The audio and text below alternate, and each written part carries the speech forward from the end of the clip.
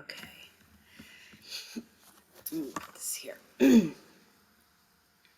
Um, Hi, thank you for joining us today. We Yeah. are going to be speaking with Christian Burnham, who is going to share a bit of information with us about macro level perspectives on Indigenous populations.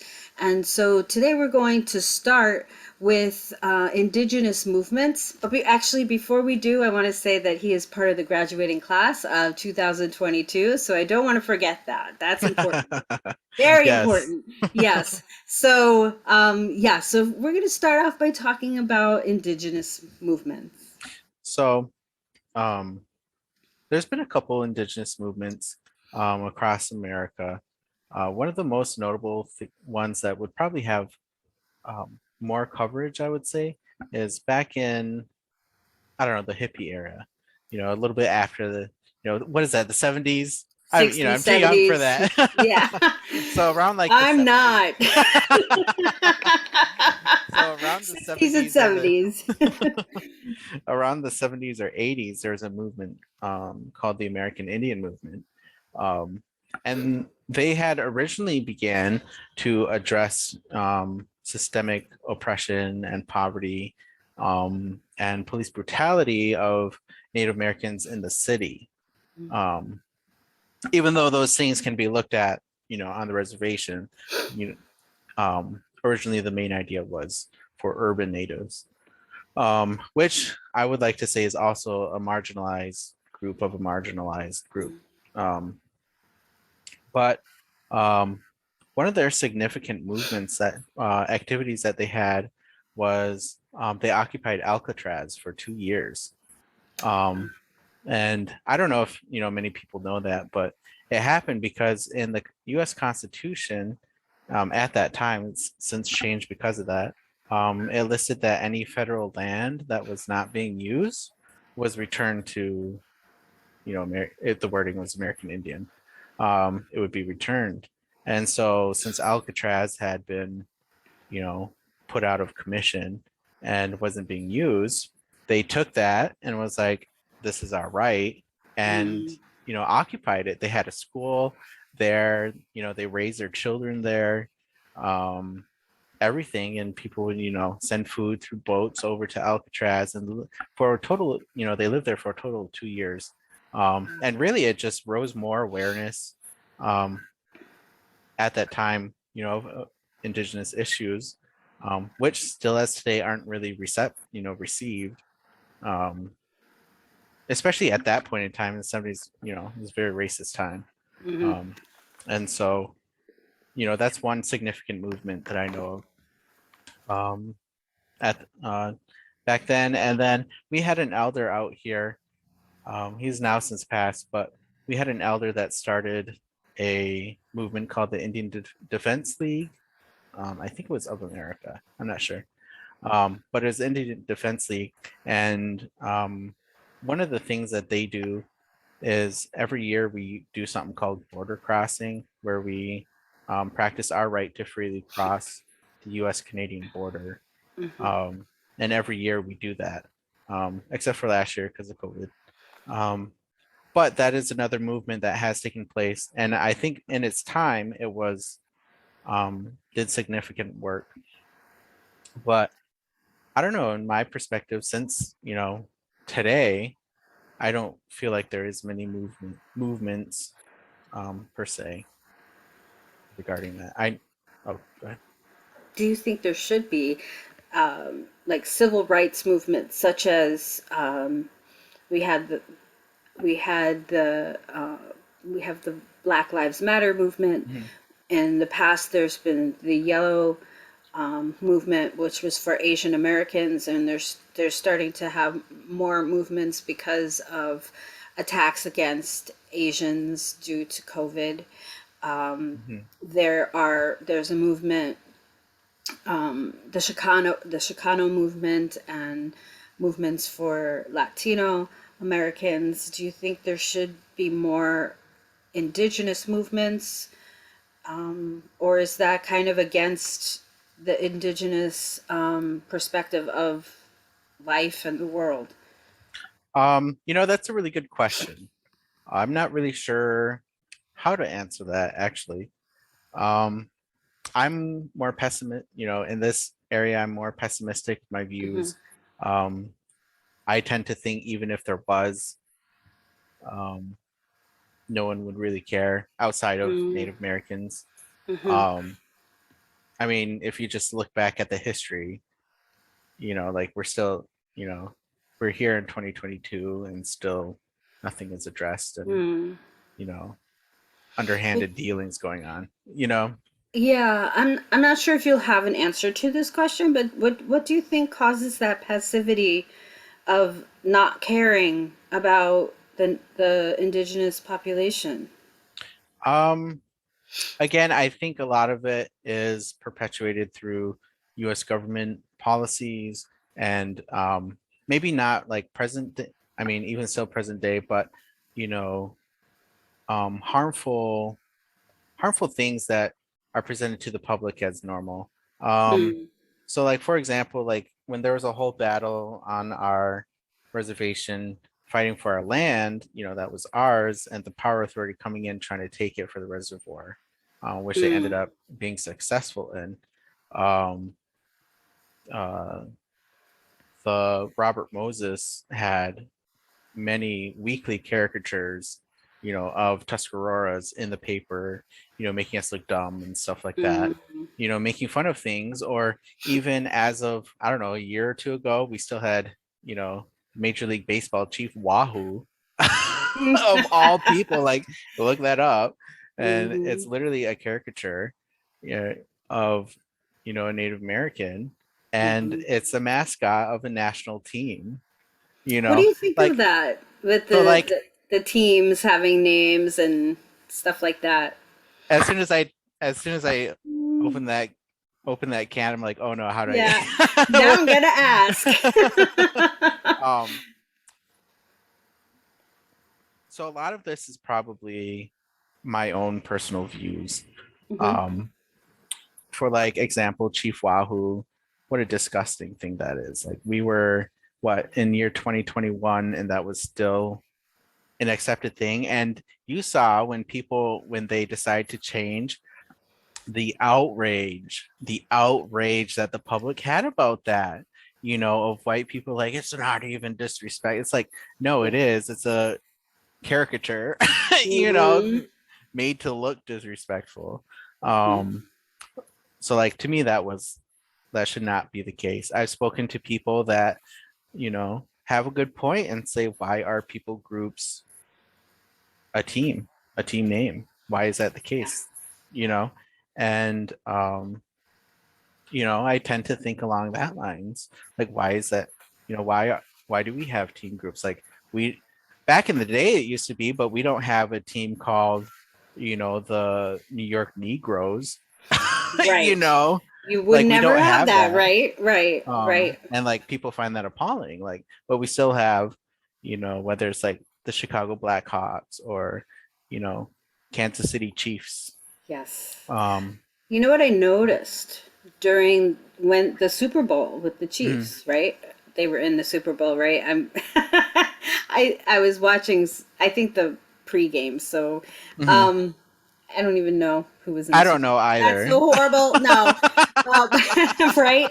But I was hearing the cheering and it was Mhm, like it was it sounded like a native call. mhm.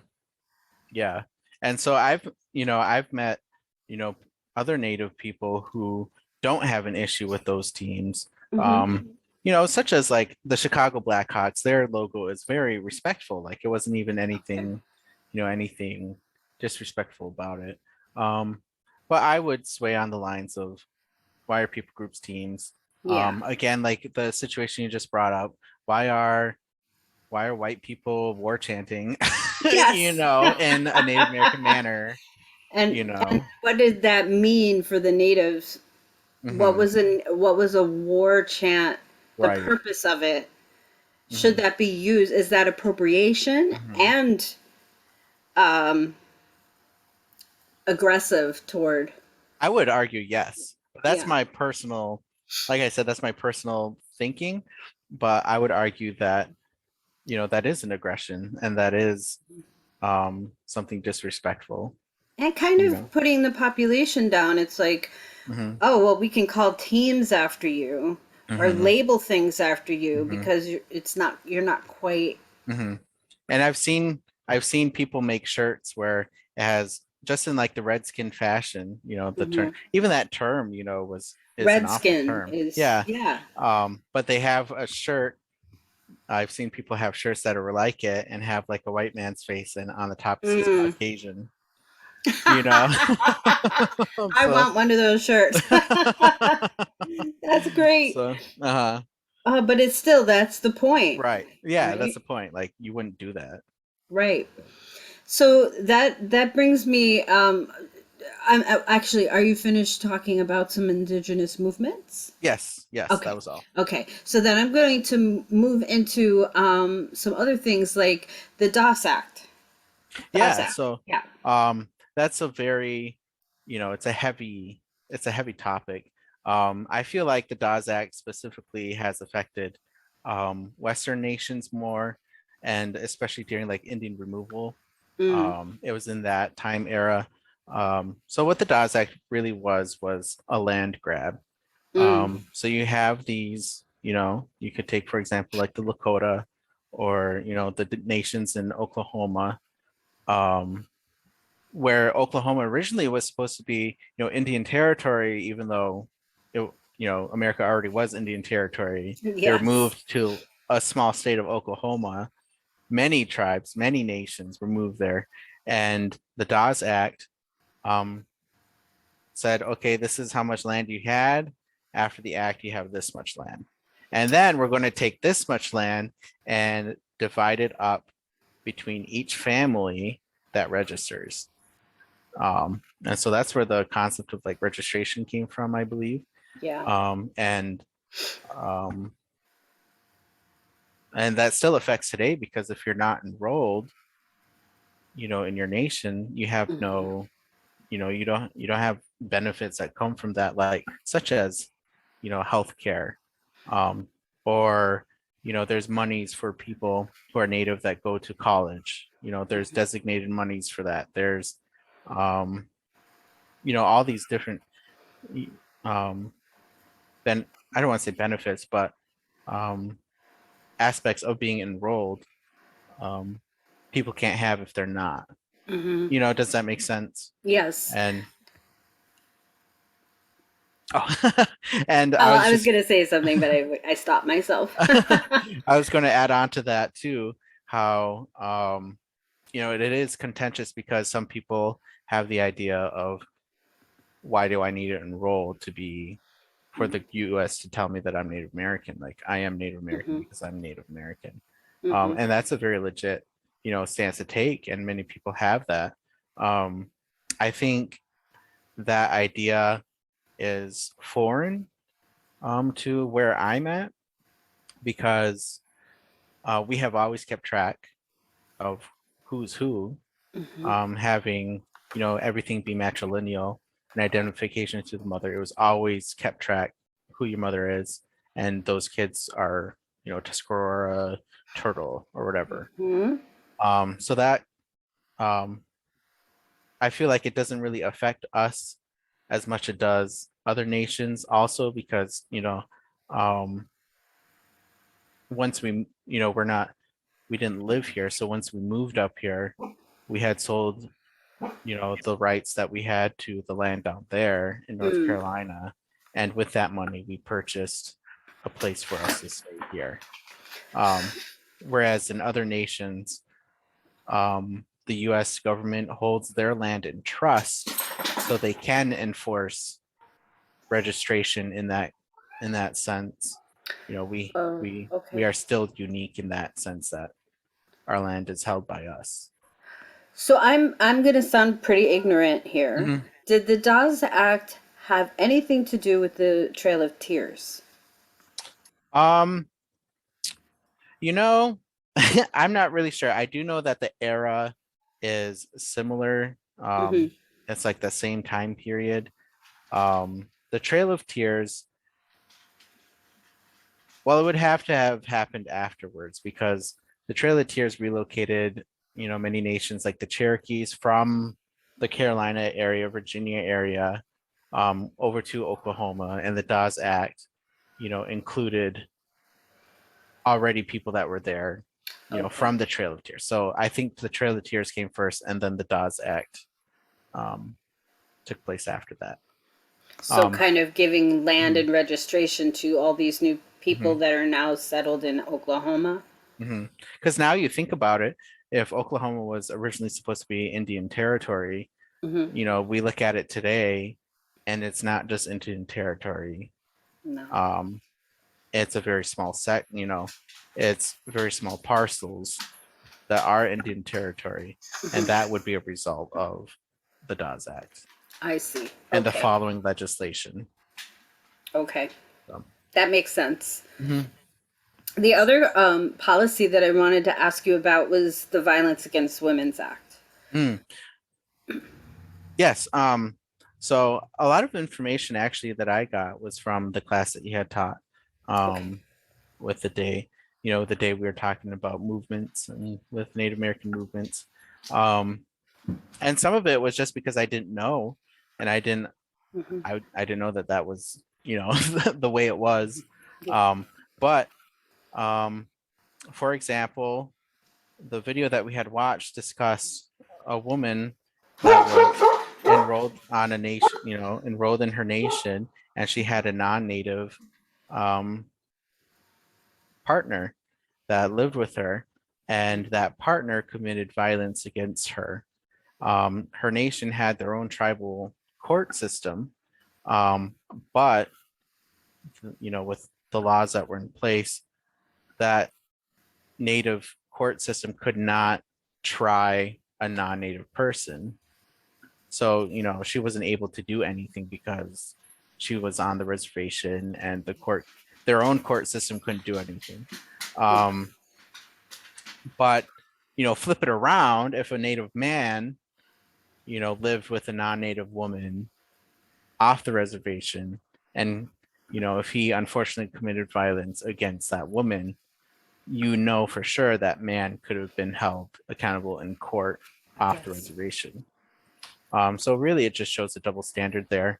And I know in the video we had watched, it discussed how the laws have changed, and something is able to be done. She's, in that scenario, she was able to bring the man to court off the reservation. Yes. Um, but I would argue that there's still an issue there, Hmm. and a double standard. And it's just, again, it's perpetuated by the US government thinking that, you know, Indians can't, take care of themselves, or, Hmm. and So, I'm pretty sure, the senator in that, the senator holds that idea of specifically where that scenario took place. hmm. He publicly made awful statements like that. Yeah. No. So do you think if the native court system were able to try a non-native living on native land for domestic violence, that would be a better way of Yeah, like handling it? if you committed a crime on the reservation, you should be able to be held accountable Yeah, on the reservation because that's where you committed it. you correct. know Yeah, that's my thoughts. And that makes that perfect also, sense. one of my big shticks is sovereignty, Mm-hmm. that it plays into that, that we can't even, like, if with it being right now, what's going on right now, like, we can't even govern, what people do to us on the reservation if they're off, like, Mm-hmm. where's the sovereignty of that, you know Yeah, that's a good Mhm. point. Um, that brings me to social and economic justice, and I kind of Mhm. put thought of casinos within that realm, Mhm. and Yeah. probably gas and cigarettes and things like that, maybe. Mhm. So I um was wondering if you talk about that. Excuse me. So first and foremost, what I want to bring up is what just took place, with Hmm. the Seneca Nation and the New York State government. Um, so what recently happened was The Senecas have purchased land and have built their casinos. Specifically the one in Niagara Falls. Mm-hmm. Um, and New York, um, the details are that New York had brought the Seneca Nation to court because they weren't paying property taxes. But like, I don't know, in my eyes, it's like, well, they bought that land to build, to build To a build the casino, casino. and you can only have casinos on native land. Right. So, um, and the court was in favor of New York State. However, Seneca Nation was like, we're a nation, like Yeah. we're not going to be told what to do with our money. Um, and so they have refused to pay, those said property taxes. But just, I don't know, a month and a half ago, New York State quite literally bullied um, the Seneca Nation into paying their, billions of dollars, billions of dollars by stopping services like healthcare services and, the services that the state is mandated to provide. They Yeah. stopped that, which included prescriptions and included, a bunch of these healthcare services are now stopped and people were hurting, very much so. Mm-hmm. And they stopped that to that Seneca reservation. Um, and in a matter of 2 days, it was so much that, you know, the Seneca Nation said, okay, like if this is what's going on here, Mm-hmm. take that money. And what happened is Kathy Hochul then took that money and said, oh, this is going towards the Bills' new stadium. What? Yeah. So um, the whole situation was outrageous to me. Yeah. But then, this on top of that is like crazy to me that New York State got away with literally bullying Seneca Nation, because Yeah. of their profits, you know? And it's my understanding that their profits from the casinos and Mm-hmm. cigarettes and gas is to help the nation, Mm-hmm. take care of itself. Mm-hmm. So like I know the casino funds a lot, even with like their language efforts, Mm-hmm. funds a lot of that. And the concept of casinos is also another contentious issue amongst Native Americans. Some people are for it, some people are against it. Mm-hmm. And um but the truth is that those that money is used to help the Mm-hmm. nation. So Mm-hmm. I mean, it is through gambling, but in the end, it's, given back to the nation. So, Again, I read this somewhere, and it might not be accurate.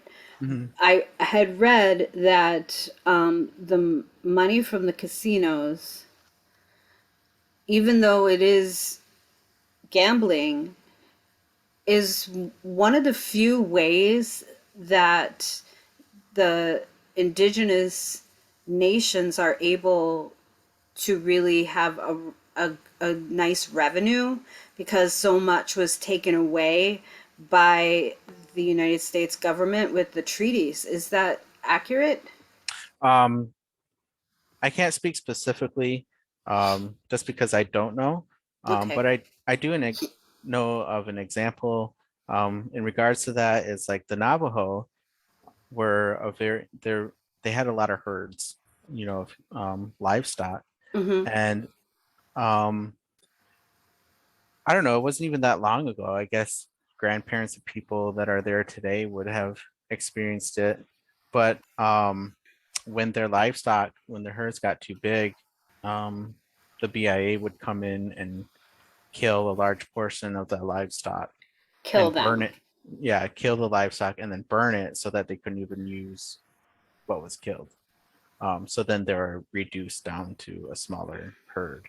And that was to not let them get profitable. Um, Hmm. and you know, even though that was yesteryear, it's like I don't know, close to 100 years ago. It still happened, Yeah. just in a different form. Well, livestock 100 years ago was like Hmm. gold. So, Hmm. yeah. Um, how about environmental justice? How would that fit Um, into your nation and Environmental justice, I think I hinted at it at another video that we did, but up until, I don't know, within maybe like 5, 6 years ago, we we had nuclear waste, or we had mm, waste from the Manhattan Project on our reservation in our ground, like under the roads and in mm, multiple spots.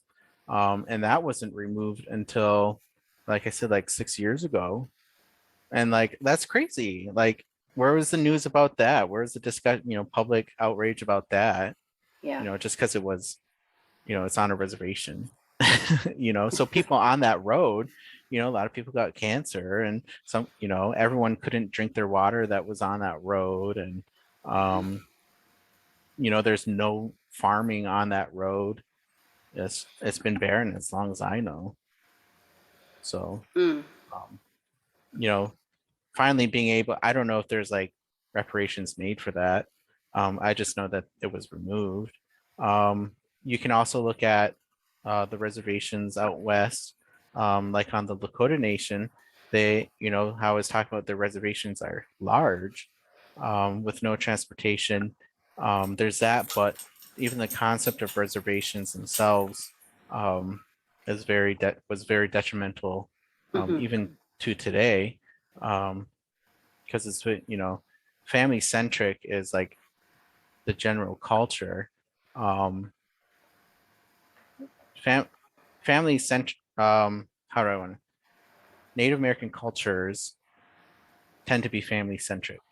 Hmm. Um, and so even on that reservation, the Rosebud Reservation, not only did they, take more land away, but the density of living is, it's not very dense. So there's like little pockets, Mm, of hmm. little villages, and they, you would think they'd keep a family together, but quite literally the government split those families up and placed them into different pockets.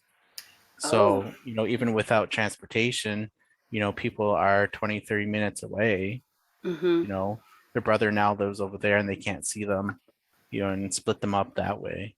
Hmm. Um, I feel like that has to do with environmental justice, because now you've placed, these families in two different geographical, you know, places, Hmm. and have no way to get to each other, Yeah. you know, quite Does sudden. it what? I say quite suddenly, that Quite took place. suddenly. Yeah. How does it impact like the areas and the lands that were given to the indigenous peoples? Was that an environmental justice as well? Because the nations tended to really use the land to survive, as Hmm. in having farms and growing corn and things that are important for traditional ceremonies and the livestock to feed people, things like this. Did that also impact environmental justice? Um, I would say so, because, for example, like the Lakota, traditionally they were never farmers. It was, they're always hunter-gatherer type. And I, what I gathered, the view was, at first, like, that they wouldn't grow food from the ground. Mm. Um, so when, reservations initially took place, they were forced to grow their food, which to them was preposterous, at Ah. that time. Mm-hmm. Um, I feel like, that has to do with environmental justice as well. And even if you want to look at Aboriginal, the Aborigines of Australia, Yep. they're not allowed to own guns, but Mm. they were hunters, Yeah. and still are, as best as they can be, for where they're placed and pushed off. Mm-hmm. Um, and now they can't hunt their food. you know, Right. like to me, Right. that's insane, Yeah. you know, Yeah. but, it's still accepted. I'm I don't know going if that, to. I was going to Oh, say, I it don't know if does. that was environmental justice. No, yes, it is. It very much is. I'm going to move into a little different perspective, which touches on indigenous policies. Mhm. How are they harmful and how are they helpful? Um, so this sort of goes back to our conversation from before, about, being our own or taking part Hmm. in, um, the US government. I I will say that, you know, um, I don't, how do I say it? The things that I receive, whether it's healthcare or not, I guess you could view it as policy. It's Hmm. treaties that were made. Right. Um, but I sort of want to, I beg the question, why, why instead of making policies, why is there no more treaties? Like, so that also goes back to US government deeming all Native Americans to be US citizens. Mm-hmm. Even though that was never asked for, they're like, here you go. So now it's policies, and then they can say whatever they want. Whereas before, everything was based on treaties and meeting with that particular nation that you're dealing with Mm-hmm. and coming to an agreement. Now that's So taken it's away kind of been because, removed. yeah. So So would a treaty be an indigenous term for a policy? um, I would equate them the same. Um, Maybe not the same, but similar, as treaties deal with promises or agreements made from nation to nation. Okay. Whether even if you want to use it in like France to Germany, there's treaties there, Right. So but it's more like mediating and yeah. negotiating Hmm. But it versus includes policies. laws. Yeah. Well, no, I would say treaties are law too. They're still law. And like the US is still required to follow, these treaties. And, honestly, there's one particular treaty that we have with the US government that gives us, we call it annuity cloth. I don't really even know what it is, but every year the nation gets X amount of this cloth because it was in a treaty from hundreds of years ago, so it Mm-hmm. was probably worth something more then. Yeah. But um, we get that cloth, and then our clan mothers cut up the cloth and divide it up to the enrolled members of, in their clan. And the US government has offered to pay out that treaty so Mm. that they wouldn't have to follow that. And we have always said no, like, give us our cloth. Like, it's cloth, but Yes. it's the concept of keeping that treaty because it is Hmm. law and it's now holding you accountable to follow that. So, That's so fascinating. mhm. What do people do with the cloth? Some people make clothes out of it. Some Hmm. people, use it for drapes. But I think my mom wants to use ours for like clothing. Yeah. Um, but it's just a small section every year. Mm-hmm. So you just got to wait for it to add up to be able to So what use it. you could use. Yeah. Yeah.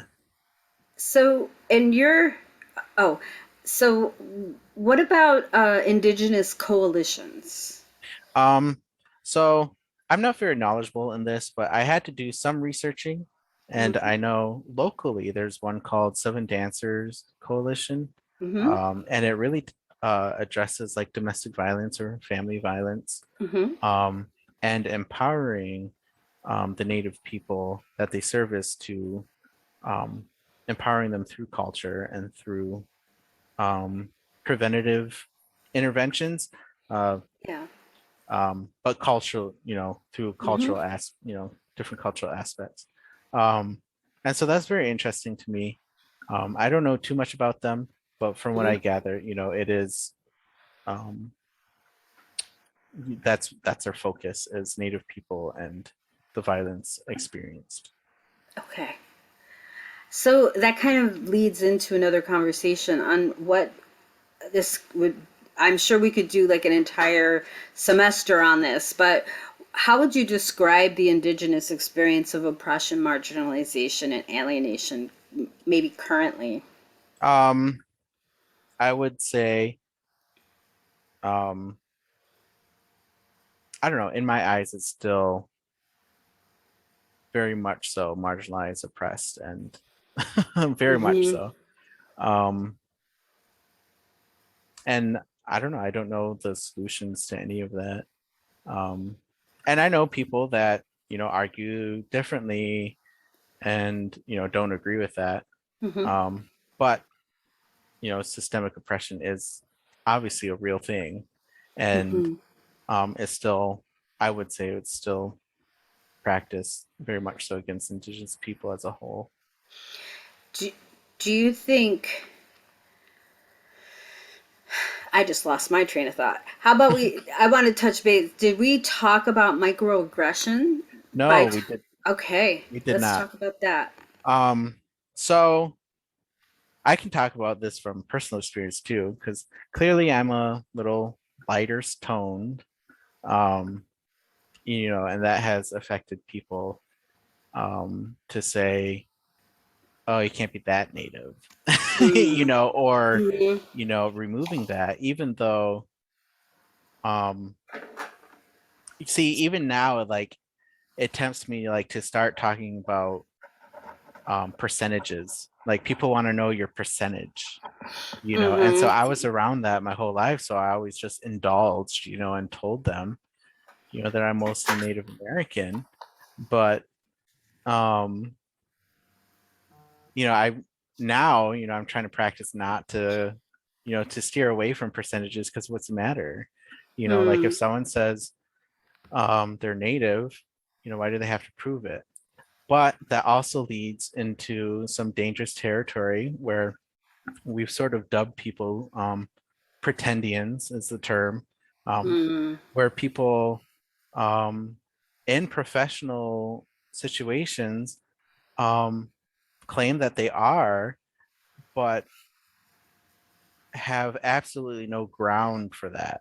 So, like, one situation that I'm thinking of is, there was this professional in Canada who was very high up and was in charge of, like, indigenous, indigenous, health issues, and Mm-hmm. was like a leading member of that. And she always said that she was, from a certain tribe, and, her uncle was there, and she would visit her uncle, and, everyone just believed her, because that's what she's saying. But then when other professionals that were Indigenous, or in Canada they call it First Nations, other people that were First Nations coming up into that professional realm too, were finding things that were not right, and Mm-hmm. exposed her, and showed that she was not in fact First Nation.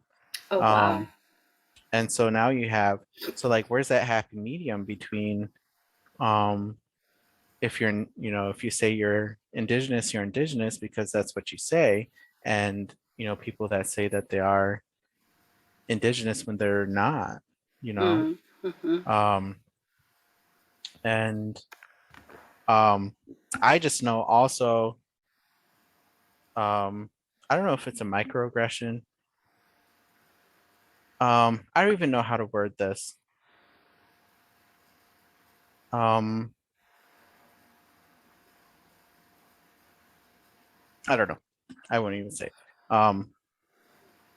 But yeah, basically, you know, there are people out there that, will be like her and have no grounds for it. Like, they have no Mm-hmm. family history. You know what I mean? Yeah. Maybe So, it's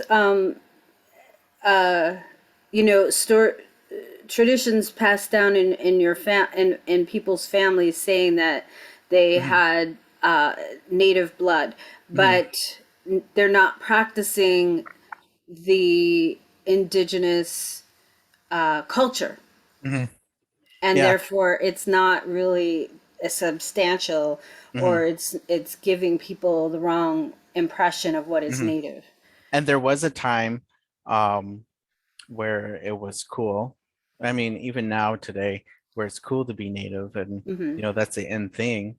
And, I know there are families that, the kid be like, "Oh, mom, am I native? Am I native?" And the mom be like, "Yeah, you are," Oh and gosh. and you know what I mean, and say stuff like that. So now that person grows up thinking they are, Yeah. when really their mom just wanted them to shut up. You know what I mean? Yes, yes. Um, so that's very harmful and delegitimizes, Mm-hmm. actual, actual indigenous People. people. Yeah. Um, another, I don't know, microaggressions. I don't know. It's hard to explain specifically for like indigenous people. I think judging people if someone says that they're Native American, they're lighter. Like, Mm, I yeah. have experienced that even, the other month. And, Oh. even within the department, Mm-hmm. people, call me white, like fine, like I'm white-ish, but I'm not white. You're You not. know what I mean? You know Yes, what I mean? I Um, do. It's not just an and external perspective yeah, of your identity. right, right. Yeah. And so, I think that's a major microaggression that people, because it's just the idea of being Native American has been romanticized into, someone with braids sitting on a horse with a spear looking off of a butte, as the sun With shining. feathers, you need feathers. Yeah, yeah, exactly. Or those tacky Oh, yeah. native art where it's like a woman looking down from the sky. you know, Yeah, that's kind of but new age-ish, right, and like right? who has those? Not native Hmm. people. You know what I mean? No, because that's not the art, So, right? um, So if no you could offense to dream, anyone that has that. yeah, right? I don't, I promise. Anyone Um, watching. that brings me to a question though. If Hmm. you could dream about restorative justice Hmm. for the indigenous people of this area, not just Buffalo, like not Hmm. just the Buffalo, or I mean like Canada and United States, where other countries are kind of plopped down onto you. What kind of restorative justice do you think would help? Hmm. Um. Give us back our everything. Sorry. um. I don't. I would say it's difficult. What comes to my mind first and foremost is language. There should Hmm. be language support, not only from the native nations, but also from, whatever outside government there, whether it's Canada or Hmm. in America. And Canada has done quite extensive work Yeah. in bringing back languages because um, the way to view, I've read so many articles, and um, the way to, one suggested that the way to view culture and understand a culture is through the language, Mm. and that they're just so inseparable that you can't fully understand a culture without understanding a language. Hmm. And the writer was writing in regards to Polish, Mm. and the Polish culture, um, and it was just so applicable because she, further discussed, you identify through your language as well. French people speak French, German people Hmm. speak German, you know.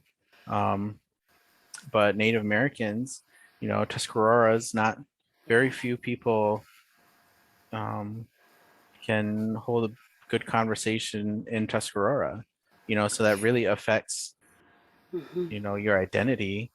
Um, Do you and think if including the tribal nations near specific colleges, including their language as a possible course to take, would be Mhm.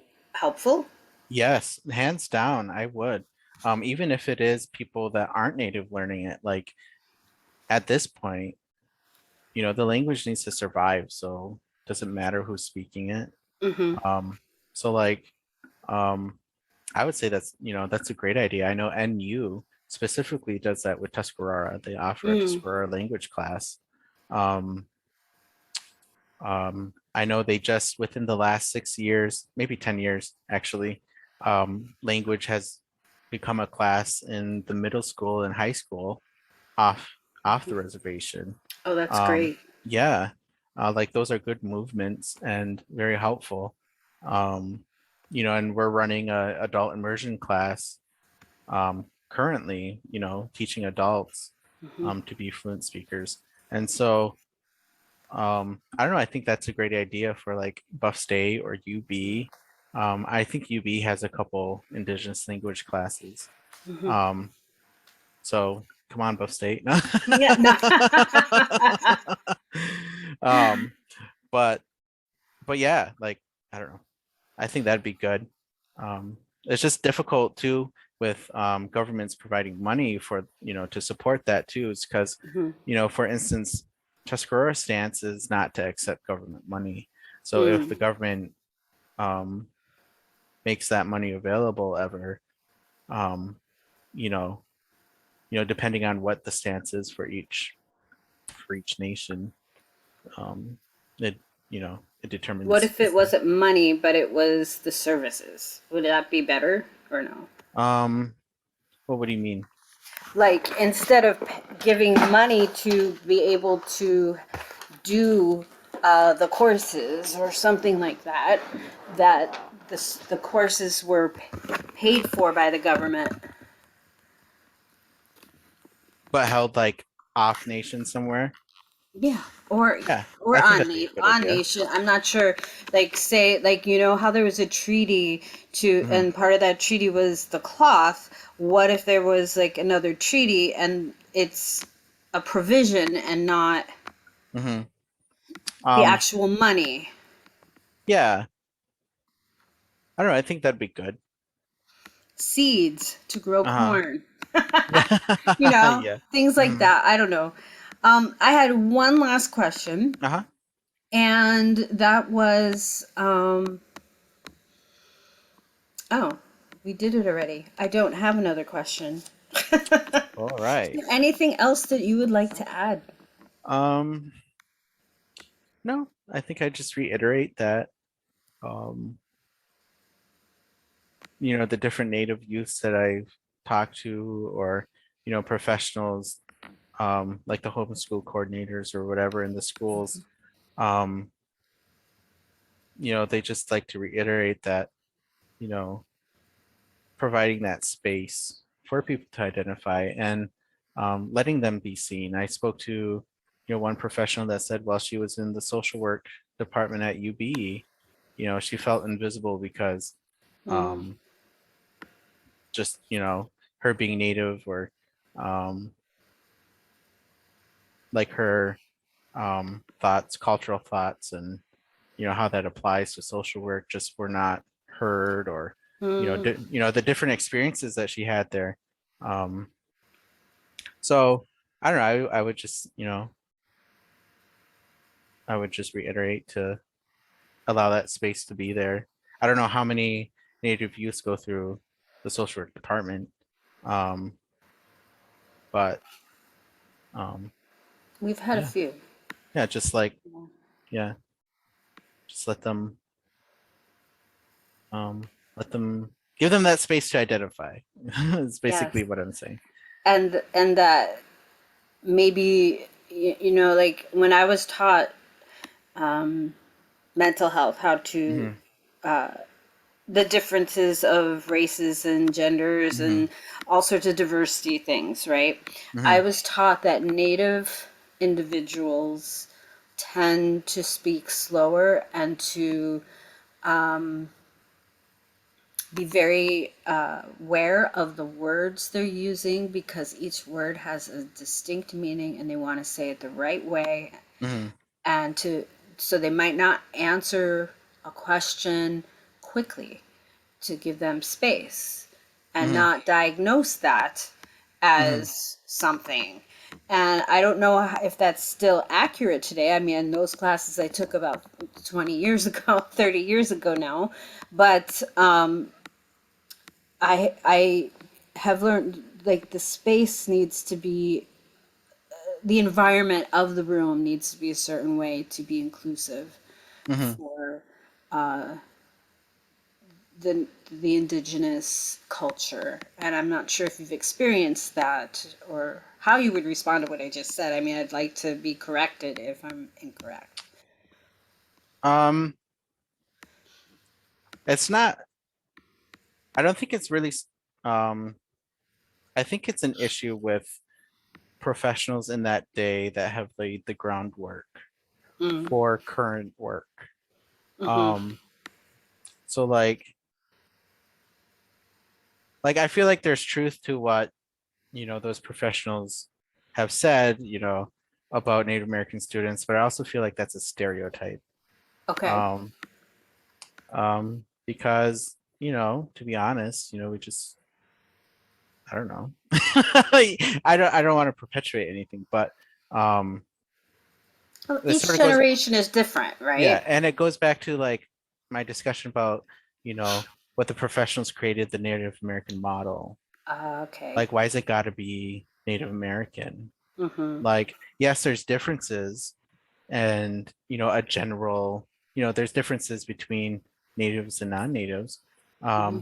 and there's general similarities between all natives, Mm-hmm. um, that there's some similarities, um, but I don't know. I think the main thing to be aware of is, um, culture and the perspective that that gives the individual, and Mm-hmm. like, why does that got to be a label? You know, And that you know what I everyone mean? can learn from every Uh, different perspective. It yeah. doesn't need a label. It's just a different Mhm. perspective. Is that what you, would that Yeah, fit I think what you so. said?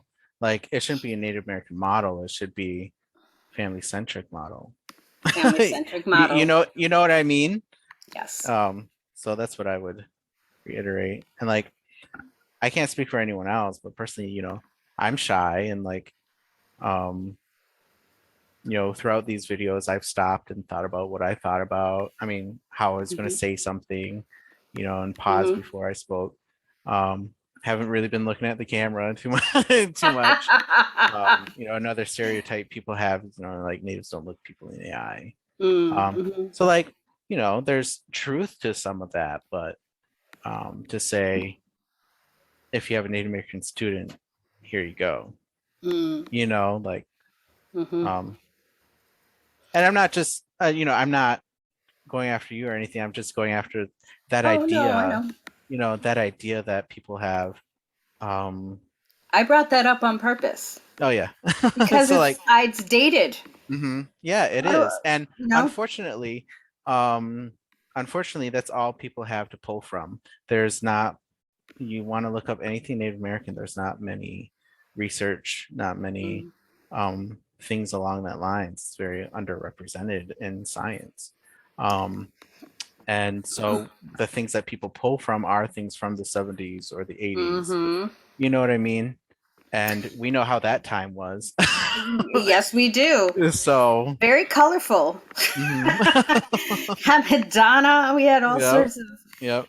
weirdness But going on there. yeah. Um, so yeah. But maybe you and other people who are of similar bent Yeah. can be of the next generation who brings that knowledge so that we Yeah. can get caught up. Yeah. Yeah. So So that's what I would thank say. Those are my final thoughts. those are your final, and I'm sticking to it. Thank you so much for Yes. your time and for sharing with us a bit of a macro perspective on um, the indigenous population Well, around thank this you. area and across Canada and the United States. Thank Hmm. you. Well, thank you.